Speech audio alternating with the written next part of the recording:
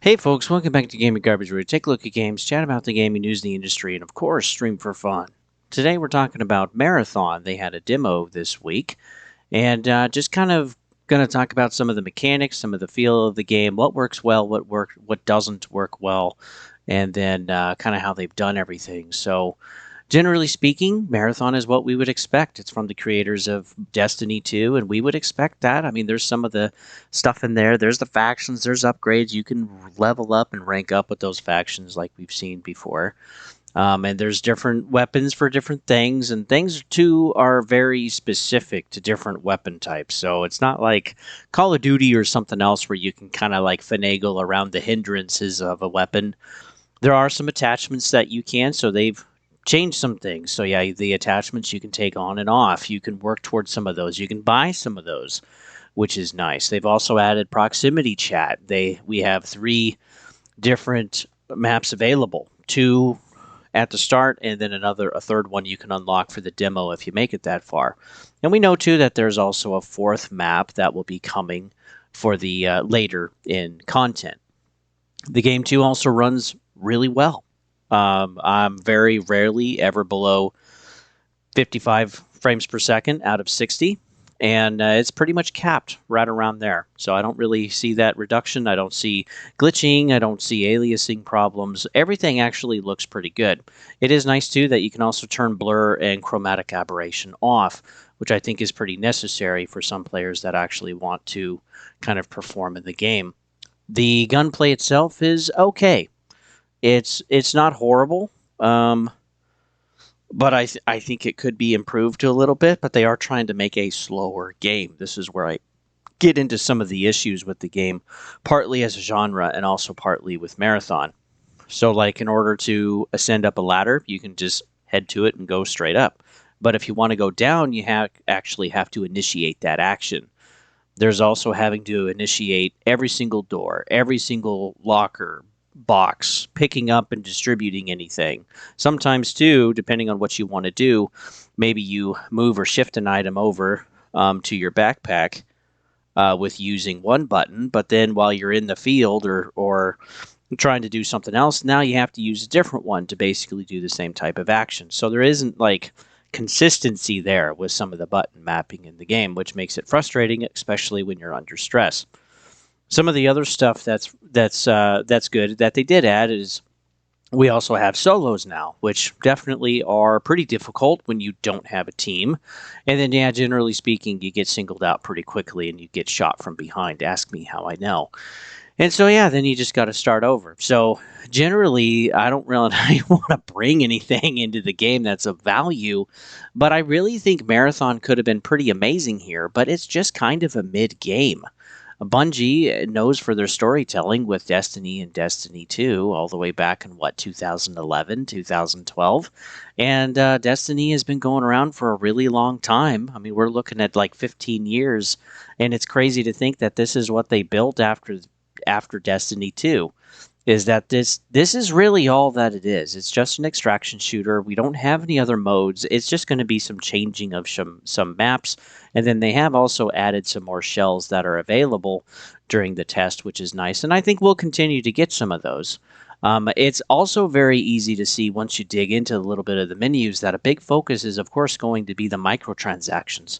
So all of the different skins for every gun, every melee weapon, everything, and the customization from logos and backgrounds, and possibly too, likely the color patterns as well, and textures for your actual shell or your person, right? Your agent that you're using in the game. So it's exactly what we would kind of expect, in short. And I just feel like they're really missing something of just, again, there isn't that hook. The storytelling is not done in a very good way. I don't have any idea what I'm doing here. And for those two that have played Marathon, they already know some of the lore, but it's not really presented very well. You're just thrown in. And for those that haven't played Marathon at all or don't know anything about it, well, they don't know why anything is the way it is. The story at the very beginning that we see through a cutscene, I think, is done really, really well and actually kind of has me excited. And then as I just continue to play different sessions, more sessions of just an extraction shooter, I just kind of don't really do anything. But as I level up, as I rank up in a few places, or actually achieve some quests, then I get some more cutscenes and I get some more dialogue. But even getting through the dialogue in a cutscene is frustrating because I also have to push a button to further it along, uh, which is which is so frustrating. Everything just seems overdone with having to activate and initiate stuff. And I know that extraction shooters are built that way, but if they wanted to kind of make a casual experience extraction shooter, which has never been done before, then they should have some ease of use options and some quality of life stuff to make it easier for those that maybe have never played them before or don't know anything about them. But yeah, this, I don't know. Looking at this versus Arc Raiders has a hook, has a reason why you're doing everything. And that PvE option is definitely there. While playing Marathon, it's just kind of defensive units that are around on patrol or whatever. Some are invisible, some are pretty heavy, and then some kind of like work in a wolf pack kind of mentality, and anywhere in between. And you just kind of destroy them and shoot them or whatever. Or when you're under exfil or certain types, you can also get more drops from these drones or from these robots. And so you got to defend your position. Or other times too, you can get one that's kind of out of the way, but you still have to wait. And everybody knows you're extracting, just like other games. So whether you've played Warzone, Arc Raiders, or anything else really, it's exactly what you would expect. And at $40, there's no way I would buy this, because I don't really see a good content progression forward. Besides just adding maps, adding cosmetics, pushing more microtransactions for me to buy, and some new shells for me to try. But like we've already had that. I mean, we've had, and this is definitely designed around live service. Kind of the grind, all of like the whole upgrade tree.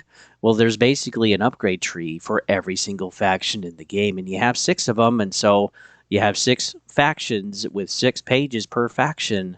But yeah, there's a lot of things to grind for in the game. There's a lot of things to work toward. Um, and people too, they don't really want to down. And something else that's frustrating, which again is part of just an extraction shooter, is you don't know what anything looks like. You don't know really what anything does. Nothing is overly intuitive to you for movements or action or like what stuff is or what you can do, if again you don't really have any experience in that. So yeah, this is not really a casual extraction shooter that they were kind of going for from what they've talked about in the past. This is again, it's an extraction shooter. That's what we should expect.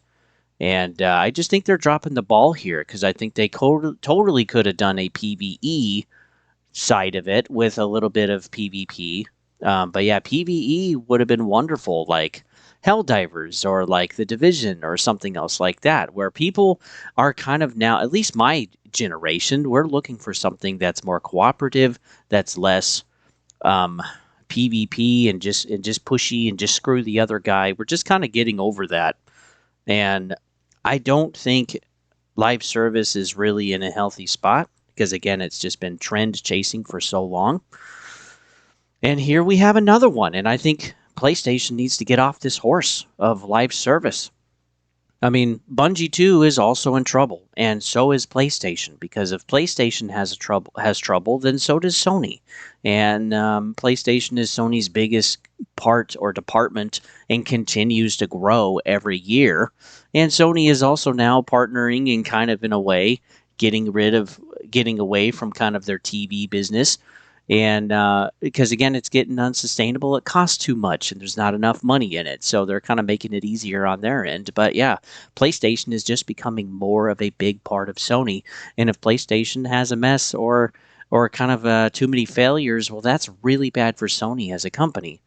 And we just had Blue Point closure. They were good at doing remasters and remakes, and well, they're gone. So they've kept some of them apparently, 10 out of 80, and the other 70, well, they're just gone. We'll just see what happens to them. Also, that brings up Nexus, as they're also a PC port studio, and there's some rumors floating around that Sony is going to get away from PC, which I personally don't think that's going to happen. They like seeing the revenue of an extra $3 billion, since they've been doing that. So yeah, that is definitely money in the bag, but yeah, maybe it's not enough. I don't know. I'm not the head of a company. But PlayStation needs to be careful because they've been beating this live service wagon for quite a while. And even though we had roughly 12 canceled live service games, including a God of War and a Last of Us game, and also Twisted Metal, well, they're still doing live service. And so we have Marathon. We have Fair Games. There's also Project Gummi Bears from Team LFG. And whatever else they're going to be put. And well, and Destiny 2 is also still running, so they still have a lot of live service games, and they're still pushing those. And so Sony's reputation right now is kind of like, okay, it's either live service or it's remasters and remakes, and it's not really much else. And people are dying to have stories again, for old IPs to come back, for some remakes or remasters to come back, like the God of War trilogy. I think that's a great one. But again, are they really going to sell that much? Because a lot of people have bought in the PlayStation 4 era, and well, they didn't really play God of War much, at least not the old one. So I don't know if it's really going to sell that well. We'll have to see. But yeah, I think PlayStation really needs to be careful because we're getting too many Horizon games. We had too much of a push of remasters and remakes and bundles for The Last of Us, and also a TV show. And then the push of live service still. And it's just like we need to get off that horse.